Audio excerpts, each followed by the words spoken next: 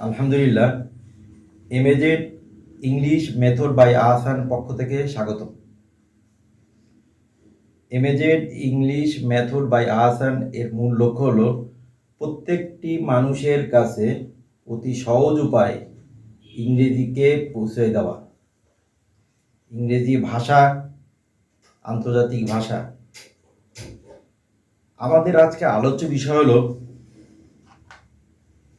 Grammar. আমরা ব্ল্যাকবোর্ডের দিকে তাকালে দেখতে পাবো যে গ্রামার বানানটা কি, GRAMMAR, গ্রামার। কিন্তু আমাদের ম্যাক্সিমামই ভুল করা হয়, ER লেখা হয়। কিন্তু এটা লক্ষ্য রাখতে হবে GRAMMAR। বাংলায় বলে ব্যাকরণ। ব্যাকরণের অর্থ বিশেষভাবে বিশ্লেষণ করা। প্রত্যেকটি ভাষার তার নিজস্ব নিয়ম কানুন আছে। প্রত্যেকটি ভাষার তাদের ব্যাকরণ বা গ্রামার যাই বলি না বলি সেই ভাষাকে নিয়ন্ত্রণ করে। যেরকম ব্যাকরণ বাংলা ভাষাকে নিয়ন্ত্রণ করে, তদ্রূপ গ্রামার ইংরেজি ভাষাকে নিয়ন্ত্রণ করে।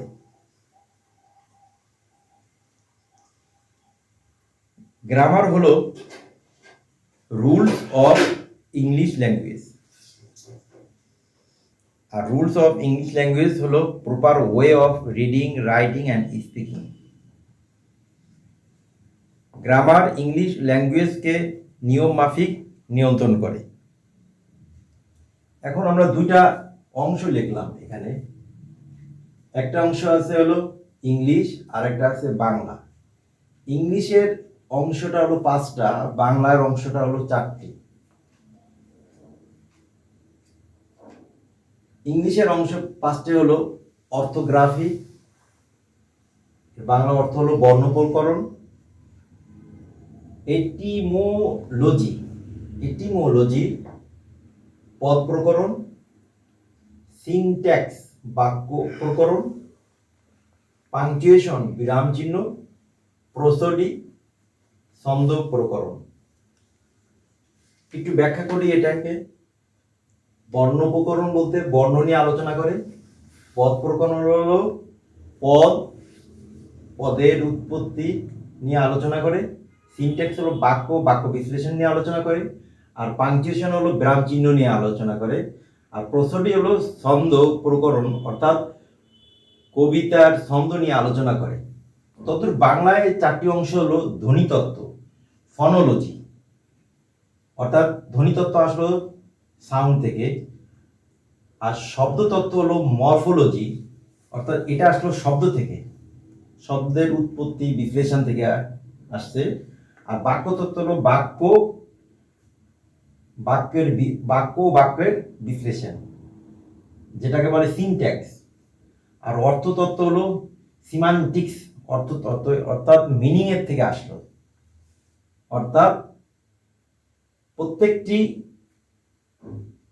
যে বাক্যের যে কি অর্থ, সেটাই হলো অর্থতত্ত্ব। তো আজকে আমি আমার আলোচ্য বিষয় যেটা, যে বাংলার 4টি অংশ, ইংরেজির 5টি অংশ। তো আমি আশা রাখি যে আপনারা আমার এই ক্লাস থেকে বাংলা এবং ইংরেজির যে পার্থক্যটা সেটা বুঝতে পারছেন। আপনাদেরকে আমি স্বাগতম জানাই আমার পরবর্তী ক্লাসে। আর যদি আপনাদের কোনো বিষয় যদি বুঝতে সমস্যা হয়, তাহলে আমাকে কমেন্ট করে জানাবেন। আসসালামু আলাইকুম।